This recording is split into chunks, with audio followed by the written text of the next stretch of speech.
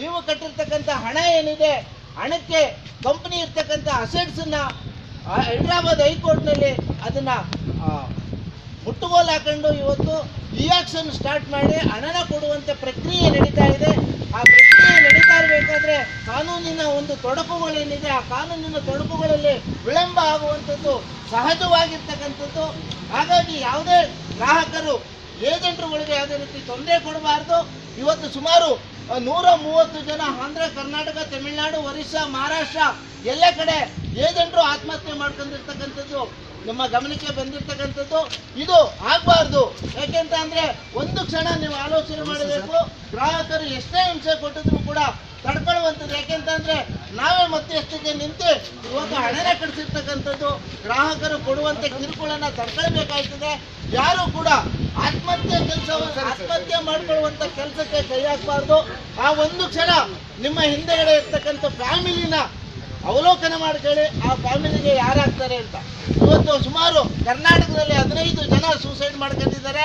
ಆ 15 ಜನಕ್ಕೆ ಈ ಒಂದು ಸರ್ಕಾರದ ವತಿಯಿಂದ ಅಂದ್ರೆ ಇವತ್ತೇನು ಪಶ್ಚಿಮ ಬಂಗಾಳದಲ್ಲಿ ಆಗಿರ್ತಕ್ಕಂಥ ಶಾರದಾ ಚಿಟ್ ಫಂಡ್ಸ್ ಏನಾಗಿದೆ, ಆ ಶಾರದಾ ಚಿಟ್ ಫಂಡ್ಸ್ ನಲ್ಲಿ ಸರ್ಕಾರವೇ ಗ್ರಾಹಕರಿಗೆ ಹಣ ಕೊಟ್ಟಿರ್ತಕ್ಕಂಥ ನಿದರ್ಶನ ಇದೆ. ಆ ಥರದಲ್ಲೇ ಇವತ್ತು ಮಾನ್ಯ ಏನು ಕರ್ನಾಟಕದಲ್ಲಿ ಇರ್ತಕ್ಕಂಥ ಕಾಂಗ್ರೆಸ್ ಸರ್ಕಾರ ಇವತ್ತು ಅಧಿಕಾರದಲ್ಲಿದೆ. ಇವತ್ತು ನಮಗೆ ಬೇಕಾಗಿರ್ತಕ್ಕಂಥದ್ದು ಕಂಪ್ನಿ ಅಸೆಟ್ಸ್ ಅನ್ನ ಮುಟ್ಟುಗೋಲು ಹಾಕೊಂಡು ಅದನ್ನ ಗ್ರಾಹಕರಿಗೆ ಹಣನ ಕೊಡಬೇಕು, ಮಧ್ಯಸ್ಥಿಕೆ ವಹಿಸಿ ಇವತ್ತು ಸರ್ಕಾರದ ವತಿಯಿಂದ ಪೊಲೀಸ್ ಇಲಾಖೆಯಿಂದ ಏಜೆಂಟ್ರಿಗೆ ರಕ್ಷಣೆ ಬೇಕು.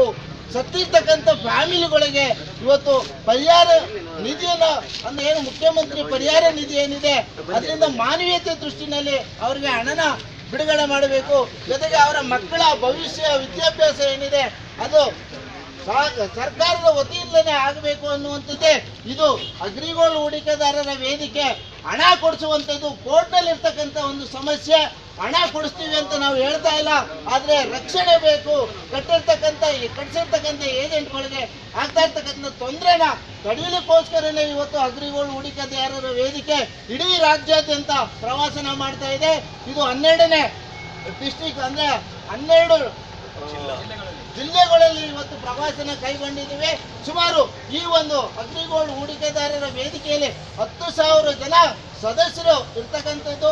ಪ್ರತಿ ಜಿಲ್ಲೆಯಲ್ಲಿ ನಮ್ಮನ್ನ ನಾವು ಪ್ರೊಟೆಕ್ಷನ್ ಮಾಡ್ಕೊಂಡು ಇವತ್ತೇನು ಕನ್ನಡ ಪರ ಹೋರಾಟ ಸಂಘಟನೆಗಳೇನಿದೆ ಅವರ ಒಂದು ಸಹಕಾರನ ಪಡ್ಕೊಂಡು ನಮ್ಮಲ್ಲಿರ್ತಕ್ಕಂಥ ನಮ್ಗೆ